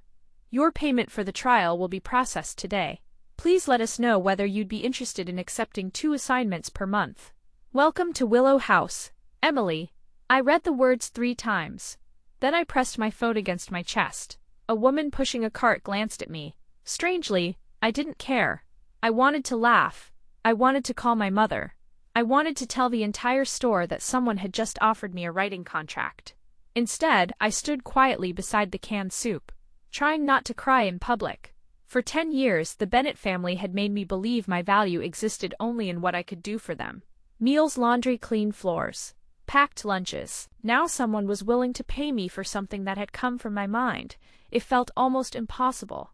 The payment arrived that afternoon, 2 to 8000X Apple Data DT EMBEDDIE.SULT/76753. I stared at the number on the screen. It wasn't enough to change my life. It wouldn't pay rent for a month. It wouldn't buy a new car or erase 10 years of financial dependence, but it was mine. I had earned every dollar by creating something where nothing had existed before. No one had handed it to me. No one could claim they had done the real work. No one could say I only received it because I was married to Alan. For the first time in a decade, money had entered my hands because someone believed my work had value. I transferred it into a separate savings account. The account held exactly $280. I looked at the balance and smiled. It was the smallest amount of money I had ever felt wealthy holding. I told my mother first. She answered on the second ring. "Hello, sweetheart. I got it." There was a pause. "Got what?" The contract. Her gasp came through the phone so loudly I laughed. "You got the writing job?" "I did." "Oh, Catherine," her voice broke. "I knew you would. You knew." "I hope that isn't the same thing." "It is when you're a mother." I sat on the edge of the bed, smiling through tears. "They paid me $280 for the trial." "That's wonderful." "It isn't much." Don't say that. Her tone became firm. "It is the first brick." "The first brick." "In the life you're building." I looked at the laptop, at the open document, at the folder named Someday. For years that word had represented a distant future I never truly expected to reach. Now for the first time someday had a date. Today I didn't tell the Bennett family immediately. Part of me wanted to protect the news. The contract felt fragile, like a small flame that might disappear if exposed to too much wind. I knew what Richard would say. I knew Linda would find a way to make it seem insignificant. I wasn't ready to let them touch it. But secrets were difficult to keep in a house where everyone believed my time belonged to them. 2 weeks later, Linda walked into the bedroom while I was working. She didn't knock. She never did. "Why aren't the towels folded?" I looked up from the screen. "I'll do them after I finish this chapter." Her eyes narrowed. "What chapter?" "I'm working." She glanced at the laptop, then laughed. "You mean writing?" "Yes." "You're still doing that?" The question irritated me more than it should have. "I have a contract." "A contract?" "With a digital publishing company." Linda stared at me for several seconds. Then she smiled in a way that wasn't warm. "How much are they paying you?" I hesitated. She noticed that little. "It depends on the project, so not much. It's a beginning." She folded her arms. "Well, don't let your little hobby interfere with the house." "It isn't a hobby." "Catherine." Her voice became condescending. "Typing stories on an old laptop doesn't suddenly make you a professional." I felt the familiar sting. For years, one sentence from Linda would have been enough to make me close the computer and question everything. This time, I simply looked at her. "Emily thinks I'm a professional who?" "My editor." The word sounded strange in my mouth. "My editor," but I liked it. Linda's expression changed slightly, only for a moment. Then she pointed toward the hallway. "The towels are still waiting." I know. She stood there, expecting me to get up immediately. I didn't. I said, "I'll do them when I'm finished." The room became silent. It was the first time I had ever continued sitting after Linda gave me an order. Her face hardened. "You've become very disrespectful." "No," my voice was calm. "I've become busy." That evening she complained to Alan. I heard them before I entered the living room. She sat there staring at that computer while the laundry piled up. Linda said, "I'm sure she was going to do it. That isn't the point." "What is the point?" "The point is, she's forgetting her responsibilities." I stopped in the hallway. For once Alan didn't immediately agree. Linda continued, "You need to talk to your wife." "I will." The old Catherine would have waited anxiously for him to confront me. This time, I walked into the room. "You don't have to talk about me as if I'm not here." Linda looked offended. "I was speaking to my son. About me." Alan shifted. Uncomfortably. "Catherine, Mom just thinks." "I know what she thinks." I turned toward him. "I have a job now." Linda scoffed. "A job?" "Yes. You made a few dollars writing one story." I signed a contract. Richard lowered the television volume. He had been listening the entire time. "How much?" I didn't answer. His smile widened. "That little Heat climbed into my face. "It's not about the amount. Money is always about the amount," Richard replied. "Otherwise it's just a pastime." Everyone looked at me, waiting for me to shrink, to apologize, to explain why my small beginning deserved permission to exist. Instead, I said, "Every career starts somewhere." Richard laughed. "Not much of a career." Alan remained silent. Of course he did. For one painful second, I was 20 again, standing in the kitchen while his parents decided what I was allowed to become. Then my phone vibrated in my pocket. A new message from Emily. The client loved your latest outline. They specifically requested you for the next project. I read it once, then locked my phone. Richard was still smiling, but his opinion suddenly felt very far away. I have work to finish, I said. I turned and walked upstairs. No apology, no permission, no explanation. Behind me, Linda called my name. I kept walking. The next few months were exhausting. I was still responsible for almost everything inside the house. The difference was that now I also had deadlines. I woke at 5, prepared breakfast, cleaned, shopped for groceries, washed clothes, then wrote whenever the house became quiet. Sometimes I worked until 2 in the morning. Sometimes I fell asleep with my fingers resting on the keyboard and made mistakes. An editor returned one story with so many comments that the document looked as though it had been covered in red ink. For almost an hour, I stared at the screen, convinced I had finally been exposed as a fraud. Then Emily called edits aren't rejection. She told me, "I know you don't." I laughed weakly. "You're right, you've spent years believing correction means failure." Her voice softened. "It doesn't." "What does it mean?" "It means someone believes the work is worth improving." I looked at the comments again. For the first time, they didn't look like proof that I was untalented. They looked like instructions, so I rewrote the story. Then rewrote it again. The final version became one of the company's most read releases that month. My payments grew slowly. $280. Then $400. Then $650. I saved almost all of it. I bought a better charger for the laptop, a pair of inexpensive headphones, a notebook that belonged only to me. Months earlier, I would have felt guilty spending even $20 on myself. Now I wrote each purchase inside a little spreadsheet and watched the savings grow. Each number represented another small piece of freedom. Still, I told no one exactly how much. I had not Alan, not Linda, not Richard. The account existed under my name alone. At first, keeping it secret made me feel dishonest. Then I remembered how many years they had made decisions about my life without asking me. This wasn't dishonesty, it was preparation. Alan began noticing the changes before he understood them. One evening, he came home at 7:30. I was in the bedroom, finishing a revision. Normally dinner would have been waiting. That night the kitchen was dark. He opened the refrigerator, stared inside, then came upstairs. "Did you make dinner?" "No." He looked surprised. "Are you okay?" "I have a deadline." "So what are we eating?" "I don't know." He stood in the doorway for several seconds. Neither of us spoke. Then he said, "You always make dinner." The words were not cruel. That somehow made them worse. I turned toward him. "And you always eat it." He frowned. "What does that mean?" "It means you've never had to think about where dinner comes from." "I work all day." "So do I." His eyes moved toward the laptop. "This?" "Yes, Alan. This I didn't mean." "I know." I closed the document. "You rarely mean anything." The words left my mouth before I could soften them. His expression changed. For the first time I saw pain in his eyes, not anger pain. "You think I don't care about you?" "I think you care when caring doesn't require you to oppose your parents." "That isn't fair." "No." My voice remained quiet. "None of this has been fair." He sat on the edge of the bed. "I didn't know you were this unhappy." I looked at him. The sentence should have comforted me. Instead, it confirmed everything I had feared. He hadn't known after 10 years of sleeping beside me, eating the meals I prepared, wearing the clothes I washed, and hearing his parents criticize me almost every day. He had not known. Or perhaps he had simply never looked closely enough. "I told you," I said. "When?" "Every time I asked you to defend me."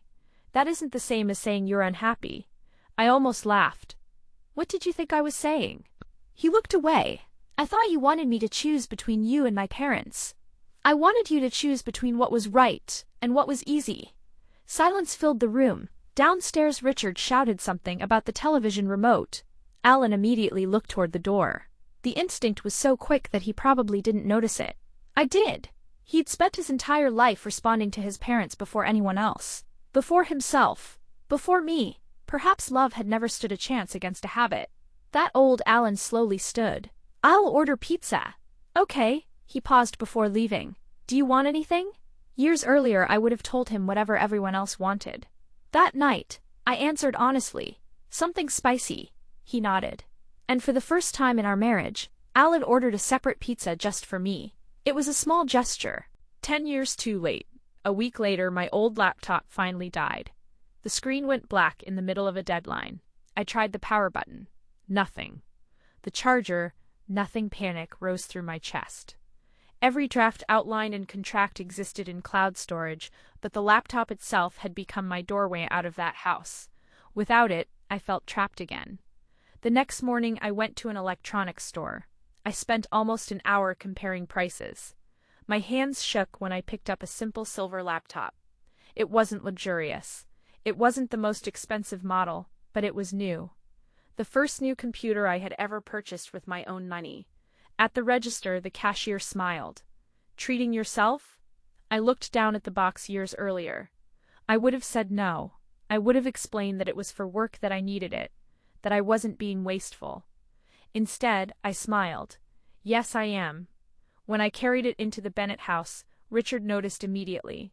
"What's that?" "A laptop." I can see that he looked at the brand. "That must have cost a lot. I paid for it.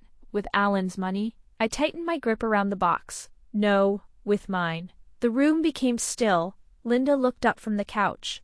"All of it?" "Yes." Richard's expression changed. Not dramatically, just enough for me to see it. Surprised. For years he had treated me like a burden because he believed I had no power outside that house. Now I stood in front of him holding proof that I was no longer completely dependent on his son. "How much are they paying you?" he asked again. This time I smiled. "Enough." Then I walked upstairs. That night, after setting up the new laptop, I opened my savings account. The balance had crossed $5,000. I stared at the number. A year earlier, I would have believed $5,000 was nowhere near enough to leave. Now it looked like a beginning. I opened another browser tab, typed in, "apartments for rent." My heart began pounding. Images appeared. Small studios, one-bedroom apartments. Some too expensive, some too far away. Then I found one. A tiny apartment 20 minutes from my mother's home, white walls. A narrow kitchen, one bedroom, a window beside the desk. It wasn't beautiful, but it was quiet, and it belonged to no one yet. I imagined placing my laptop near that window, cooking spicy food whenever I wanted, sleeping until 8 without anyone calling me lazy, leaving a cup in the sink without being accused of disrespect. The thought frightened me, not because the apartment looked lonely, because for the first time loneliness looked more peaceful than marriage. I saved the listing, then closed the laptop when I heard Alan enter the room. He lay beside me without speaking. A few minutes later, he reached for my hand beneath the blanket. I let him hold it, but I felt nothing. No warmth, no home, only the memory of a love that had once been so full, it consumed me. Alan didn't know it yet, but the woman lying beside him had already begun packing. Not her clothes, not her books, something far more important. Her courage. The first change was so small, no one noticed. On Monday morning, Richard walked downstairs expecting coffee. The pot was empty. "Catherine?" His voice echoed through the hallway. I looked up from my laptop at the dining table. "I'll make it in 10 minutes. He frowned. 10 minutes? I have to send this first. He stared at me as if I'd spoken another language. Coffee had always appeared before he asked. Now, for the first time in 10 years, he had to wait. It wasn't intentional. I wasn't trying to prove a point. Emily had moved one of my deadlines forward because a client wanted revisions before lunch. The email had arrived at 6 in the morning. Normally, I would have ignored it until every chore was finished. This time, I didn't, because this wasn't a hobby anymore. Someone was depending on me. Richard muttered something under his breath as he poured himself cereal instead. Linda looked at me from across the kitchen. "I hope this writing thing doesn't start affecting the household." I kept typing. It won't. But deep down, I already knew it would, because there were still only 24 hours in a day. And for the first time, not all of them belonged to the Bennett family. That afternoon, Emily called unexpectedly. "Catherine?" "Hi. I've got good news." I smiled immediately. I like good news. "The client loved your revisions." Relief washed over me. "They did?" "They've requested you again." I covered my mouth. "Oh." And Emily laughed. "I think it's time we stop giving you small assignments." "What do you mean?" "I have a serialized novel project." My heart skipped. "A novel?" 8 chapters. Character-driven women's fiction. I thought of you immediately. I couldn't speak. Emily continued. The pay is significantly better, but she hesitated. The deadlines are tighter. I glanced toward the laundry basket waiting in the hallway, toward the grocery list stuck to the refrigerator, toward the sink that still held breakfast dishes. I'll do it. Emily smiled. I was hoping you'd say that. That evening, I made a decision, one I'd never imagined making before. After dinner, I carried the folded laundry into the living room. Richard reached for his shirts automatically. Instead, I handed Alan half the pile. Can you put yours away? He blinked. My clothes? Yes. A long silence followed. I sure. It was such a tiny request, yet somehow it felt revolutionary. The next morning I left a small note on the refrigerator. Breakfast is in the oven. Please turn it off after 20 minutes. When I came downstairs an hour later, the oven was still on.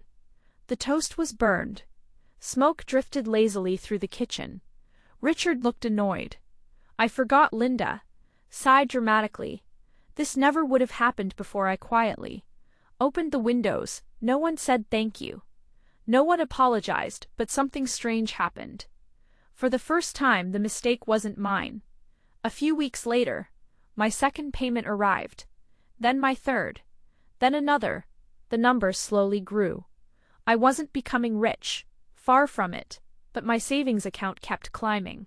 Every transfer felt like another brick in a bridge, leading somewhere beyond the Bennett house. One Saturday afternoon, I stopped by a bookstore after finishing grocery shopping.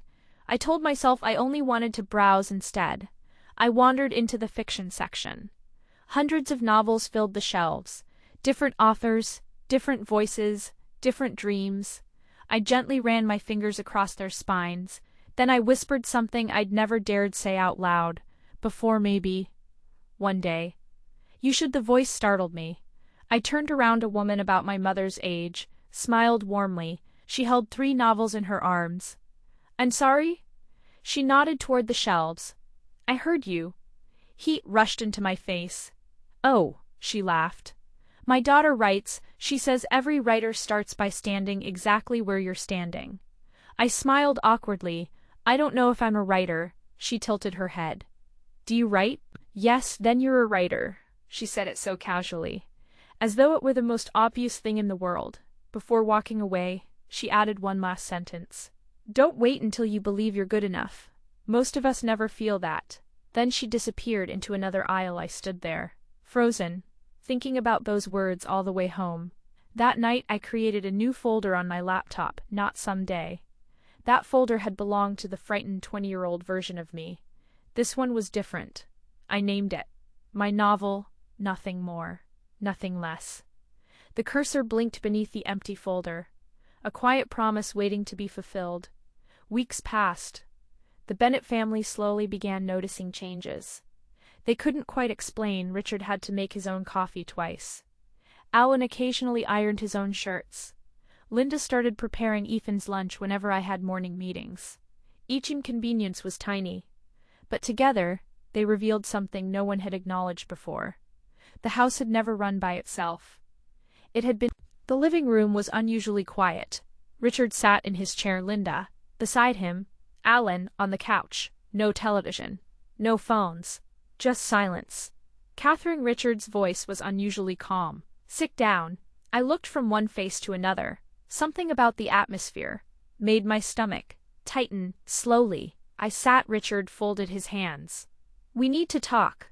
For the first time in years, those words no longer frightened me, because the woman sitting in front of him was no longer the same woman who had entered this house 10 years earlier. Richard waited until everyone had gathered in the living room before speaking. The television remained off. No newspapers. No background music. Just silence. I had attended enough family discussions over the years to know how they usually ended. Someone would complain. I would apologize. Life would continue. Only something felt different tonight. Maybe it was me. Richard folded his hands together. We're concerned. I nodded politely. I figured. Linda glanced at Alan before continuing. You've changed. The honesty seemed to surprise her. You don't spend as much time taking care of the house. I still do. But not like before. No. Richard leaned forward. The house has become disorganized. I almost smiled. For 10 years. The house had been spotless. Now, because coffee was occasionally 10 minutes late, and Alan had ironed 2 shirts by himself, it was suddenly disorganized. Linda sighed, dramatically. We're worried you're losing sight of your priorities. My priorities? Your family. I looked around the room. My family? Richard frowned. Don't play games. I'm not. Linda continued. This writing job. She deliberately emphasized the word job is taking too much of your attention. It pays me. That isn't the point, no? The point is that your responsibilities are here. She gestured around the house. This home should come first. For years I would have apologized. I would have promised to manage my time better. I would have stayed awake until 3 in the morning, just to make sure no one had another reason to criticize me. Instead, I quietly asked, "Can I ask you something?" Richard crossed his arms. What? In 10 years. I looked at each of them. Has anyone here ever asked what my priorities were? Silence. Not uncomfortable, just unexpected. Linda blinked. What does that have to do with anything? Everything to do with this conversation. I turned toward Alan. When I wanted to go back to school, I smiled sadly. What happened? He looked down. My parents thought. I know what they thought. I interrupted. Gently. I'm asking what you thought. He didn't answer. I continued. When I stopped cooking spicy food because Ethan didn't like it. I looked toward Linda. Did anyone ask whether I missed the food I grew up eating? No one spoke. When I spent every holiday cooking while everyone else ate. I swallowed. Did anyone ever wonder if I'd had dinner? Richard shifted in his chair. That's not fair. I looked at him. No. It wasn't. Linda's voice sharpened. We gave you a place to live. You did. We treated you like family. For the first time, I couldn't stop the small laugh that escaped my lips. It wasn't mocking. It wasn't angry. It was simply disbelief. Family? I repeated quietly. Richard's expression darkened. What exactly are you implying? I'm not implying anything. I looked around the room. One last time. I'm remembering. The room fell silent. No one interrupted me. Maybe because for the first time I wasn't defending myself. I was simply telling the truth. I remember washing everyone's clothes. I remember cleaning after your parties. I remember cooking meals I couldn't even eat. I remember hearing conversations I was never supposed to hear. Linda's face paled. Richard sat up straighter. What conversations? I met his eyes. The one where you said Alan should have married Sarah. Silence. Complete silence. No one denied it. That hurt almost more than hearing it. The first time. Richard cleared his throat. You misunderstood. I didn't. It was just a conversation. It changed my life. Linda quickly spoke. Sarah simply came from a family we already knew. I know she would have fit in more easily. I know Catherine. Alan finally spoke. I didn't know they said those things. I believe you. He looked relieved. Then I quietly added, but you also never asked why. I stopped smiling. His relief disappeared for several long seconds. No one said anything. Finally, Richard spoke again. None of that changes. The issue. I almost admired his ability to avoid responsibility. The issue, he continued, is that this family needs you. I looked at him carefully, then asked the question that had been waiting inside my heart for years. Do you need me, or do you need what I do for you? The words landed like glass breaking across the room. Richard opened his mouth, closed it. Linda looked away. Alan stared at the floor. No one answered. Because they couldn't. Deep down, they all knew the truth. I slowly stood. I still have work to finish. Richard frowned. We're not done talking. I am Catherine. His voice carried the same authority. It always had. The same voice that had once been enough to make me sit back down. Not anymore. I smiled. Politely. I have a deadline. Then I walked toward the staircase. No one stopped me. Not because they didn't want to. Because they didn't know how. Halfway upstairs I heard Alan call my name. Catherine. I stopped. But I didn't turn around. I'm sorry. The words echoed softly through the hallway. 10 years. Those were the first ones I closed my eyes. A year ago, that apology would have meant everything. Tonight it felt like hearing rain after surviving a drought. Beautiful, necessary, but far too late to save what had already died. Without looking back, I answered quietly, I know. Then I continued upstairs, leaving the 3 people who had shaped my life, to sit alone with a silence they could no longer blame on me. After the family meeting, no one mentioned it again. Richard returned to his newspaper. Linda resumed criticizing the smallest things. Ethan worried only about school. The Bennett house quickly settled back into its familiar rhythm. Everyone acted as though nothing had happened. Everyone except me. Something inside me had become strangely calm, not happy, not angry, simply certain. For years, every argument had left me questioning myself. Had I overreacted? Was I being too sensitive? Should I have tried harder? After that night, those questions disappeared. Not because I finally had all the answers, because I had finally stopped asking the wrong people. The following Saturday, I told Alan I needed to run a few errands. "I'll be back before dinner." He nodded without looking away from his phone. Okay, that single word somehow hurt more than if he had asked where I was going. For years, I had told him every detail of my day. Now he no longer wondered. Instead of driving toward the grocery store, I turned left. The apartment building I'd saved months earlier stood quietly at the end of a tree-lined street. It was smaller than I remembered, 3 floors. White brick walls, flower boxes beneath several windows. Nothing luxurious, nothing impressive. It looked peaceful. I sat inside the car for almost 10 minutes before gathering the courage to walk inside. The leasing office smelled faintly of fresh coffee. A woman with silver hair looked up from her desk and smiled. "Can I help you?" "I'll think about it," I told the leasing agent. She nodded kindly. No pressure. As I turned to leave, she handed me a brochure.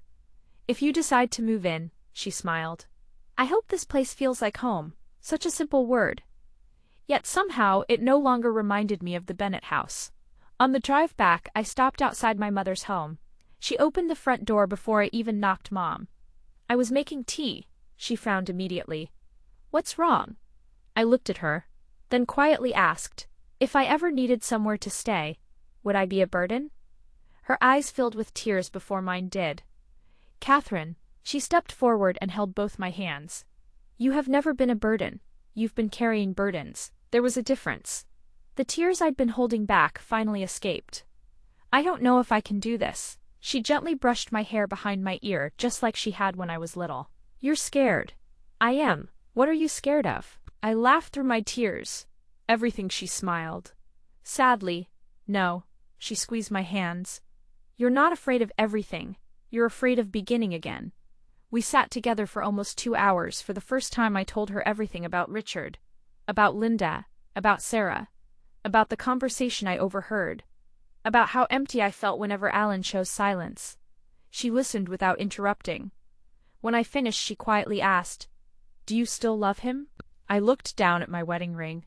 The gold had become scratched over the years. Tiny marks covered its surface, proof that it had survived a long time, just like I had, I think. My voice cracked. I loved the man. I believed he could become. My mother didn't answer. She didn't need to, because we both understood that man had never truly existed. Before I left, she walked me to the front door. "If you decide to leave," she said softly, "don't leave because you're angry. Leave because you've finally chosen peace." Those words stayed with me the entire drive home. That night, after everyone had gone to sleep, I opened my laptop not to write, not to work. Instead, I searched for one thing: family law attorney near me. My hands trembled as dozens of names appeared. I almost closed the browser. Then I remembered something Emily had once said. The hardest sentence is usually the first one. Maybe the hardest decision worked the same way. I clicked the first attorney with good reviews. The consultation form asked a simple question: reason for seeking legal advice. The blinking cursor waited patiently. For several seconds I couldn't type. Then slowly I wrote, "I'd like to understand my options for filing for divorce." I stared at the sentence, reading it again and again. It didn't feel real. Not because I didn't mean it, because I had never imagined I'd one day be the woman writing those words. I submitted the form. A confirmation message appeared. "We'll contact you within 1 business day." I closed the laptop, looked around the bedroom. At the wardrobe I'd shared with Alan, at the photographs on the wall, at the life I'd spent 10 years trying to protect. Then I looked at my reflection in the dark window. For the first time, I didn't see a woman preparing to lose her marriage. I saw a woman preparing to find herself. The call came 2 days later. I answered it from the grocery store parking lot. "Hello?" "Good afternoon, Miss Bennett." "Yes." This is Melissa Carter from Carter and Hughes Family Law. My heart skipped. I'm calling to confirm your consultation tomorrow at 2. I glanced around instinctively, even though I was alone. Yes, I'll be there. We'll see you tomorrow. The call ended. For several seconds I sat inside my car without starting the engine. Tomorrow, after 10 years tomorrow. The consultation lasted less than an hour. I had expected questions, paperwork, complicated legal terms. Instead, Melissa mostly listened. When I finished explaining everything, she quietly asked, "Has he ever physically abused you?" "No." "Has he ever threatened you?" "No." "Then, why do you want to leave?" I looked down at my hands. Because I couldn't remember the last time I felt happy. Because every dream I'd ever had slowly disappeared inside someone else's expectations. Because loving him had slowly become another household chore. None of those answers seemed big enough. So I simply said, "I'm tired." Melissa didn't smile. She didn't question me. She simply nodded. "Sometime," she said, softly, "peace is reason enough." Before I left, she handed me a thin folder. Inside were the documents I'd need if I decided to move forward. "Take your time. There isn't a deadline." I thanked her, slipped the folder into my tote bag, and drove home. The Bennett house looked exactly the same. Richard was asleep in his recliner. Linda watched a cooking show. Ethan was doing homework at the dining table. For a strange moment I wondered if I was the only person in that house whose world had changed. That evening I went upstairs to take a shower. My tote bag remained on the bedroom chair. I didn't think twice about it. I should have. When I returned, Alan was standing beside the bed. The folder rested in his hands. He wasn't reading it anymore. He was simply staring at the cover. Carter and Hughes. Family Law. My footsteps stopped. Neither of us spoke. Very slowly, he looked up. "What is this?" I didn't answer, maybe because I was too tired. Maybe because there was nothing left to explain. He swallowed. "Catherine." His voice trembled. "Why do you have divorce papers?" The room became impossibly quiet. Outside, rain tapped gently against the bedroom window. I walked toward him, took the folder from his hands, placed it back inside my bag, then looked at him. "I had a consultation." His face turned pale. "A consultation?" "Yes." He shook his head as though refusing to understand. "No, you wouldn't." "I did." He sat down heavily on the edge of the bed. For the first time since I'd known him, he looked frightened. Not angry, not defensive. Frightened. "You never told me." I couldn't help smiling. "Sadly, Alan. I've been trying to tell you for years. I didn't know it was this bad." I know. His breathing became uneven. "I thought." He stopped. "What?" "I thought you were just unhappy with my parents." I stared at him. "Do you really believe that's all this was?" He buried his face in his hands. "I can fix this." The words came out desperately. "I'll talk to them. I'll move us out. I'll do whatever you want." Each sentence would have been my dream. 5 years earlier, maybe even 1 year earlier. Now they only made my heart ache. Not because I didn't believe him. Because I finally did. I believed he meant every word. The tragedy was, he had only found his courage after I'd found mine. "I know you can." I answered honestly. His head lifted. Hope flickered across his face. Then I quietly finished my sentence. "I just don't want to wait anymore." That hope disappeared. He stood and walked toward me. His eyes were already red. "I love you. I know I've always loved you. I know, so why?" The question broke something inside him. "Why are you leaving, if you know I love you?" For several seconds I searched for the right words. Then I remembered the restaurant. The spicy pasta. The family dinners. The laundry. The mornings at 5. The conversation behind the hallway. The folder named "Someday." The woman I've forgotten. I looked into Alan's eyes. "I never doubted that you loved me." His shoulders relaxed for the briefest moment. Then I continued.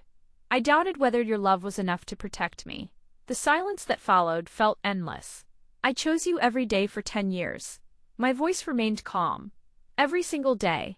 I chose you when your parents humiliated me.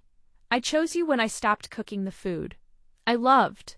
I chose you when I gave up my dreams.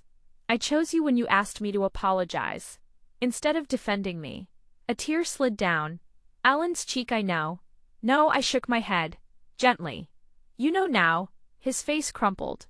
Because he understood. Knowing now didn't erase 10 years of not knowing. He reached for my hand. Very carefully. As though afraid I'd pull away. I let him hold it. Not because I wanted to be, Because I wanted him to feel the truth. My hand is still here, I whispered. But my heart. I looked down at our intertwined fingers left a long time ago. He closed his eyes. A broken sound escaped his lips. Not loud, not dramatic. Just the sound of someone realizing he'd arrived too late. That night neither of us slept. For the first time in 10 years we shared the same bed. Separated not by distance but by everything Lee had failed to say when there was still time. The next morning the Bennett house felt strangely unfamiliar. No one raised their voice. No one complained about breakfast. Richard quietly poured his own coffee. Linda barely looked at me. Even Ethan seemed to sense something had changed. Only Alan watched me, constantly. Every time I entered a room I could feel his eyes following me, as though he was afraid that if he looked away, I might disappear. 3 days passed without another argument. 3 days of careful conversations. 3 days of uncomfortable silence. 3 days of Alan trying. He made his own breakfast twice. He folded his own laundry. He even washed the dinner dishes. One evening before I could touch them, Richard looked horrified. "What are you doing?" "Washing dishes. Catherine can do that." Alan didn't answer. He simply kept washing. For the first time his father sounded offended by something so ordinary. On Friday night I heard raised voices downstairs. Not mine. Alan's. I slowly stepped into the hallway. Richard's voice echoed through the house. "This family has always worked this way." "No," Alan answered. "It worked because Catherine made it work." Silence then. Richard laughed. "You're letting your wife manipulate you." "No." Another pause. "I'm finally listening to her." I closed my eyes. 10 years, it had taken 10 years to hear those words. Linda spoke next. "She's turning you against your own family." "No, Mom." His voice cracked. "I did that to myself." "You don't know what you're saying." "I do. I should have protected her." Richard slammed his hand against the table. "Protected her from what?" Alan looked directly at him. From us the house fell completely silent. I leaned against the hallway wall. Tears filled my eyes before I realized they were there. Not because I wanted to go back, but because for the first time, someone had finally spoken the truth aloud. That night Alan knocked gently on the bedroom door. "Catherine, come in." He stepped inside carrying 2 mugs. One of them smelled unmistakably spicy. I stopped by that restaurant. I looked at him. The one with the buffalo chicken pasta. My chest tightened. I remembered he placed the takeout container carefully on the desk beside me. They made it extra spicy. I stared at the box for several seconds. He had remembered after all this time. He had remembered, I thought. His voice became quiet. "Maybe we could eat together." I looked at the pasta, then at Alan. Years ago, that gesture would have healed pieces of me. Now it simply reminded me how long I'd waited for it. I already ate. It wasn't true, but I couldn't do it. He nodded slowly. "I understand." He picked up the untouched container. "I'll put it in the refrigerator." As he turned toward the door, I whispered, "Thank you." He stopped. Without facing me, he smiled. "Sadly, I should have thanked you years ago." Then he walked away. The following Monday I signed the divorce petition. The attorney placed the final page in front of me. "Once you signed..." She looked at me carefully. "There's no obligation to file immediately." I nodded. I know. The pen felt unusually heavy. My hand trembled.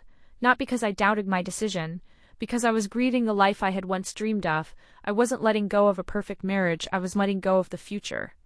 I'd imagined at 20 the little house, the children growing old together. I mourned the dream. Long before I mourned a man. Slowly I signed my name, Catherine Collins Bennett. The attorney looked up. "Would you like to remove Bennett after the divorce is finalized?" I smiled. Faintly. Yes, the answer came easier than I expected. That evening I removed my wedding ring, not dramatically. There were no tears, no speeches. I simply placed it inside a small velvet box. For almost 10 years. That ring had represented hope. Then loyalty. Then endurance. Now it represented a chapter that had finally reached its last page. I closed the box very gently, as though saying goodbye to someone I had once loved deeply. Because I had the papers were filed 2 days later. Alan found out when the official notice arrived. He stood in the living room, holding the envelope. His hand shook. "Catherine." His voice barely carried. "You already filed?" "Yes." He looked at the date. Then back at me. "You didn't tell me." I met his eyes calmly. I tried for 10 years. The words hit harder than I intended. He lowered his head, because there was nothing left to argue with. Every conversation, every tear, every plea, every please talk to your parents, every please stand beside me, every please listen. Those had all been my way of telling him. He simply hadn't heard them. A week later we stood outside the courthouse. The same courthouse from the beginning of this story. Richard climbed out of the car. First, Linda followed Sarah, stood beside them, dressed neatly in a cream-colored coat. Richard laughed loudly at something Robert had said.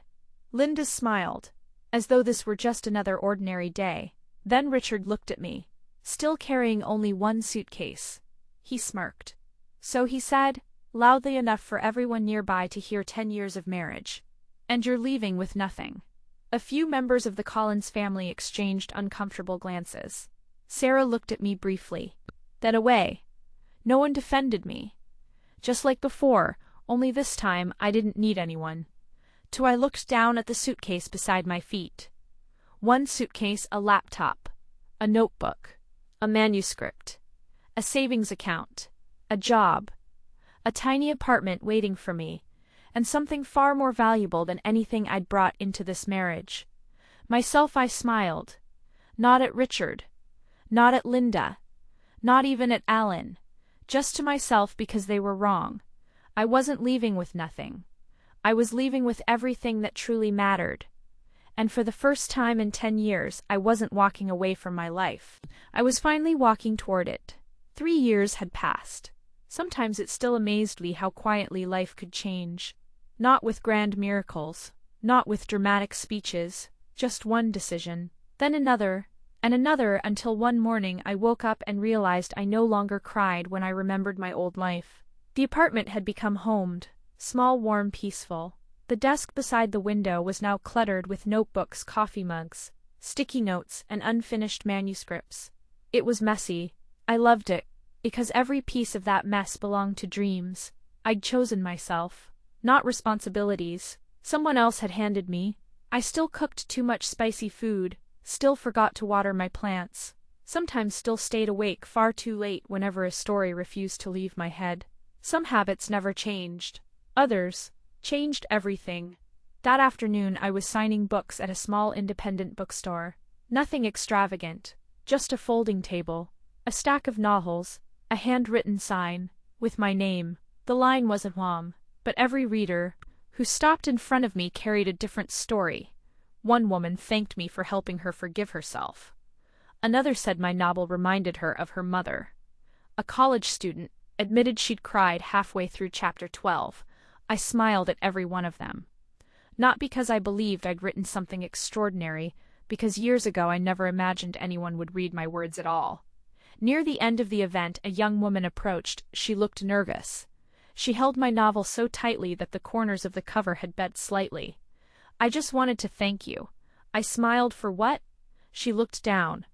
I left. The words were almost a whisper. I thought leaving meant I had failed. She laughed softly through tears. But your book.